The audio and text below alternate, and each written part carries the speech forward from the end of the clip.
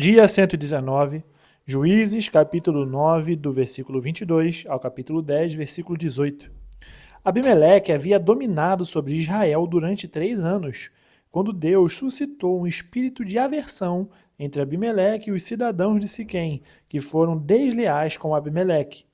Isto aconteceu para que fosse vingada a violência praticada contra os 70 filhos de Jerubaal e para que fossem castigados tanto Abimeleque, que era irmão deles e os havia matado, como os cidadãos de Siquém, que contribuíram para que ele matasse os seus próprios irmãos.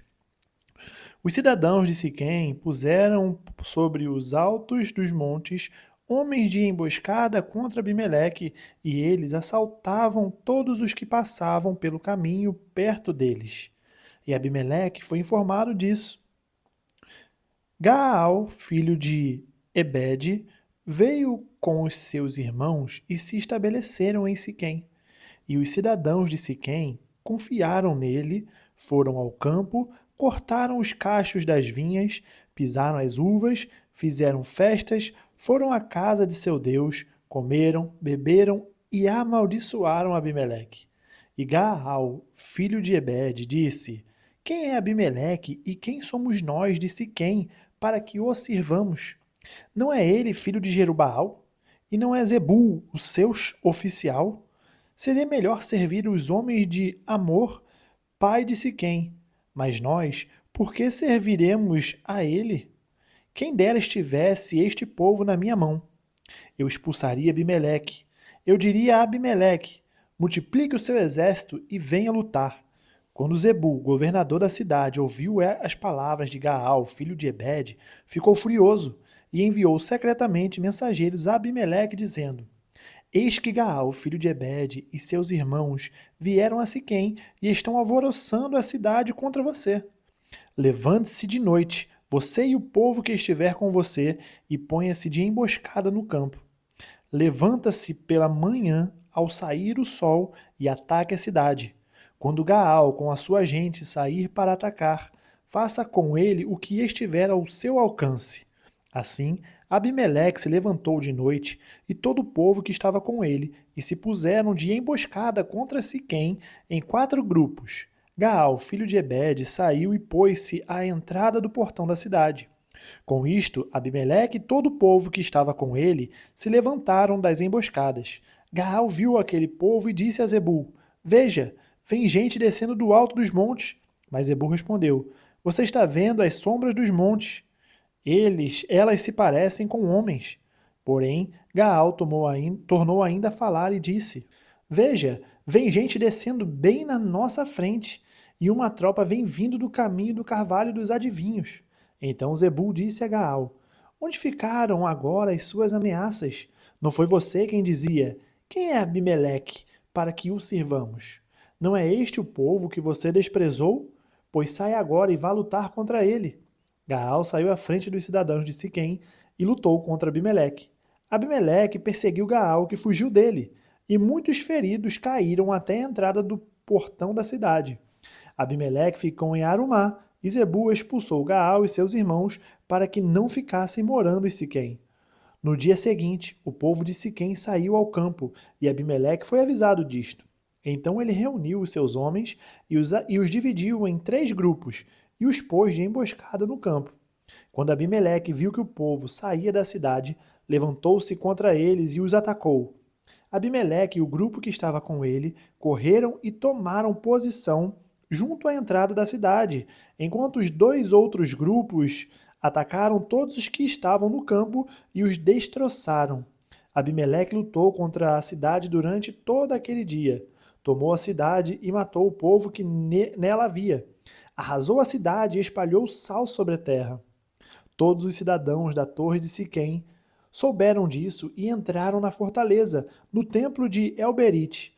Mas Abimeleque soube que todos os cidadãos da torre de Siquém se haviam reunido. Então ele subiu ao monte Salmão, ele e todo o seu povo. Abimeleque pegou um machado e cortou o galho de uma árvore. Ele o levantou, pôs no ombro e disse ao povo que estava com ele: O que vocês me viram fazer, façam também vocês, depressa. Assim, cada um deles cortou um galho e seguiu Abimeleque. Puseram os galhos ao redor da fortaleza e os incendiaram. Assim morreram todos os que estavam na torre de Siquém, mais ou menos 1000 pessoas, homens e mulheres. Então Abimeleque foi a Tebes, sitiou a cidade e a tomou. Havia, porém, no meio da cidade uma torre forte, e todos os homens e mulheres, todos os moradores da cidade, fugiram para lá, fecharam as portas da torre e subiram ao terraço. Abimeleque veio até a torre, lutou contra ela e se aproximou da porta para a incendiar. Mas uma mulher jogou uma pedra superior de moinho sobre a cabeça de Abimeleque e lhe quebrou o crânio. Então Abimeleque chamou depressa ao moço, seu escudeiro, e lhe disse: Tire a sua espada e me mate, para que não se diga que uma mulher me matou. O moço o atravessou com a espada e ele morreu. Quando os homens de Israel viram que Abimeleque já estava morto, foram embora, cada um para sua casa. Assim, Deus fez cair sobre Abimeleque o mal que ele havia feito a seu pai ao matar os seus 70 irmãos. De igual modo, Deus fez cair sobre a cabeça dos homens de Siquém todo o mal que haviam praticado. Assim, veio sobre eles a maldição de Jotão, filho de Jerubaal. Depois de Abimeleque, Tola, filho de Puá, filho de Dodô, homem de Issacar, se levantou para livrar Israel. Ele morava em Samir, na região montanhosa de Efraim. Julgou Israel durante 23 anos. Depois morreu e foi sepultado em Samir. Depois dele se levantou Jair, gileadita, que julgou Israel durante 22 anos. Ele tinha 30 filhos que cavalgavam 30 jumentos. Eles tinham 30 cidades, a que chamavam de Avote Jair, até o dia de hoje, as quais estão na terra de Gileade. Jair morreu e foi sepultado em Camon. Os filhos de Israel tornaram a fazer o que era mal aos olhos do Senhor e adoraram os Baalins, Astarote, os deuses da Síria e os de Sidom, de Moabe, dos filhos de Amon e dos filisteus. Eles abandonaram o Senhor e deixaram de adorá-lo. Então a ira do Senhor se acendeu contra Israel, e ele os entregou nas mãos dos filisteus e nas mãos dos filhos de Amon, os quais, nesse mesmo ano, esmagaram e oprimiram os filhos de Israel. Durante 18 anos, oprimiram todos os filhos de Israel que estavam do outro lado do Jordão, na terra dos amorreus, que está em Gileade. Os filhos de Amon passaram o Jordão para lutar também contra Judá, contra Benjamim e contra a casa de Efraim, de maneira que Israel se viu muito angustiado. Então os filhos de Israel clamaram ao Senhor, dizendo: Pecamos contra ti, porque deixamos o nosso Deus e adoramos os Baalins. E o Senhor respondeu aos filhos de Israel: Quando os egípcios, os amorreus, os filhos de Amon, os filisteus, os sidônios, os amalequitas e os maonitas oprimiam vocês e vocês clamavam a mim, não é verdade que eu os livrei das mãos deles? Mas vocês me abandonaram e serviram outros deuses. Por isso não os livrarei mais. Vão e clamem aos deuses que vocês escolheram, que eles os livrem no tempo do aperto. Mas os filhos de Israel disseram ao Senhor: Nós pecamos, faze-nos tudo o que te parecer bem, mas, por favor, livra-nos ainda esta vez. E tiraram os deuses estranhos do meio de si e adoraram o Senhor. E ele já não pôde reter a sua compaixão diante da desgraça de Israel. Os filhos de Amon foram convocados e acamparam em Gileade. Os filhos de Israel, por sua vez, se reuniram e acamparam em Mispá. Então o povo, aliás, os chefes de Gileade, disseram uns aos outros: Quem será o homem que começará a lutar contra os filhos de Amon? Quem fizer isso será o chefe de todos os moradores de Gileade. Lucas, capítulo 24, versículo 13 ao 53. Naquele mesmo dia, 2 discípulos estavam indo para uma aldeia chamada Emaús, que ficava a uns 10 quilômetros de Jerusalém, e iam conversando a respeito de tudo o que tinha acontecido. Enquanto conversavam e discutiam, o próprio Jesus se aproximou e ia com eles. Porém, os olhos deles estavam como que impedidos de o reconhecer. Então ele lhes perguntou: O que é que vocês estão discutindo pelo caminho? E eles pararam entristecidos. Um, porém, chamado Cleopas, respondeu: Será que você é o único que esteve em Jerusalém e não sabe o que aconteceu lá nesses últimos dias? Ele lhes perguntou: Do que se trata? Eles explicaram. aquilo que aconteceu com Jesus, o Nazareno, que era profeta, poderoso em obras e palavras, diante de Deus e de todo o povo, e como os principais sacerdotes e as nossas autoridades o entregaram para ser condenado à morte e o crucificaram. Nós esperávamos que fosse ele quem havia de redimir Israel, mas depois disso, de tudo isto, já estamos no terceiro dia desde que essas coisas aconteceram. É verdade também que algumas mulheres do nosso grupo nos surpreenderam indo de madrugada ao túmulo e, não achando o corpo de Jesus, voltaram dizendo que tinha tido uma visão de anjos, os quais afirmam que ele vive. De fato, alguns dos nossos foram ao túmulo e verificaram a exatidão do que as mulheres disseram, mas não o viram. Então ele lhes disse: Como vocês são insensatos e demoram para crer em tudo o que os profetas disseram? Não é verdade que o Cristo tinha de sofrer e entrar na sua glória? E começando por Moisés e todos os profetas, explicou-lhes o que constava a respeito dele em todas as Escrituras.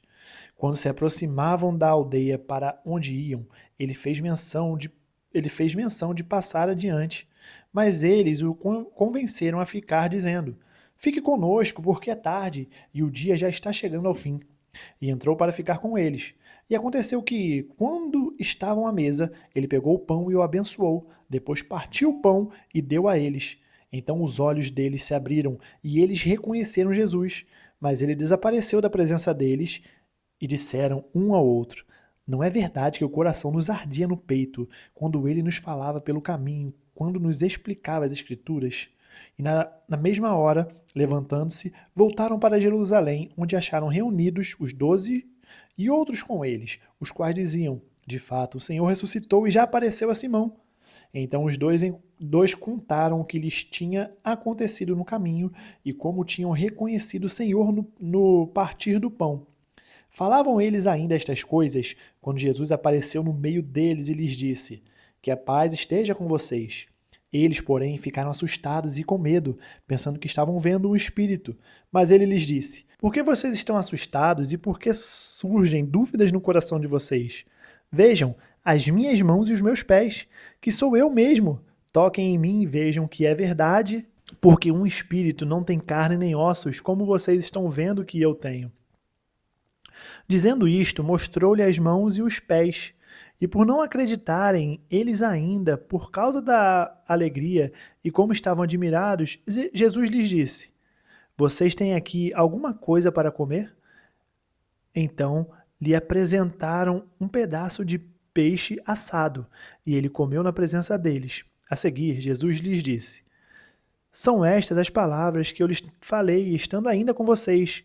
Era necessário que se cumprisse tudo o que está escrito a respeito de mim na lei de Moisés, nos profetas e nos salmos. Então lhes abriu o entendimento para compreenderem as Escrituras, e disse-lhes: Assim está escrito que o Cristo tinha de sofrer, ressuscitar dentre os mortos no terceiro dia, e que, em seu nome, se pregasse arrependimento para a remissão de pecados a todas as nações, começando em Jerusalém. Vocês são testemunhas destas coisas. Eis que envio sobre vocês a promessa de meu Pai. Permaneçam, pois, na cidade, até que vocês sejam revestidos do poder que vem do alto. Então Jesus os levou para fora até Betânia, e erguendo as mãos, os abençoou. Aconteceu que, enquanto os abençoava, ia se retirando deles, sendo elevado para o céu. Então eles, adorando, voltaram para Jerusalém, cheios de alegria, e estavam sempre no templo, louvando a Deus. Salmos capítulo 100, do versículo 1 ao 5. Celebrem com júbilo ao Senhor todas as terras. Sirvam ao Senhor com alegria.